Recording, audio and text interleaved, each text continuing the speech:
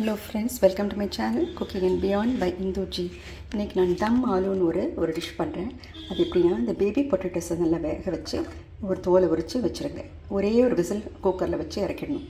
அதுக்கப்புறமா அதில் சின்ன சின்ன ஓட்டை போடுங்க. ஃபோர்க் வச்சு நல்லா சின்ன சின்னதாக போட்டுடுங்க. அப்புறம் மேரினேஷனுக்கு நம்ம என்ன கொடுக்கணும்னா தயிரில் மஞ்சப்பொடி, அப்புறம் உப்பு, மிளகாத்தூள், காஷ்மீரி தூள், சீரகத்தூள், சோம்புத்தூள், அப்புறமா கரம் மசாலா பவுடர் இதெல்லாம் போட்டு நல்லா கலந்துட்டு அந்த உருளைக்கிழங்கு அதில் போட்டு மூடி வச்சுருங்க. அது ஒரு 7 to 8 hours ஊறினா நல்லா எவ்வளோக்கெவ்வளோ ஊறுதோ நல்லா தான் இருக்கும்.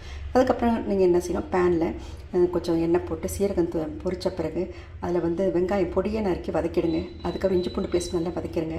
தக்காளி நல்லா பல்ப் பண்ணிவிட்டு அதை போட்டு நல்லா வதக்கிடுங்க.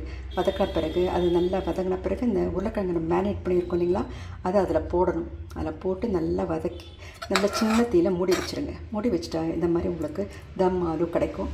அது நம்ம அது இறக்கிறதுக்கு முன்னாடி நம்ம என்ன செய்யணும், கொத்தமல்லி, புதினா, அப்புறமா அந்த சாட் மசாலா கொஞ்சம் போடுங்க. அதுக்கப்புறமா நம்ம என்ன பண்ணணும்னா கஸ்தூரி மேத்தின்னு இருக்குது இல்லைங்களா, உங்களுக்கு கேள்விப்பட்டிருப்பீங்க, வெந்தயக்கீரை பவுட்ரு, ட்ரை பவுட்ரு, அது மாதிரி போட்டு இந்த மாதிரி நீங்கள் சர்வ் பண்ணணும்.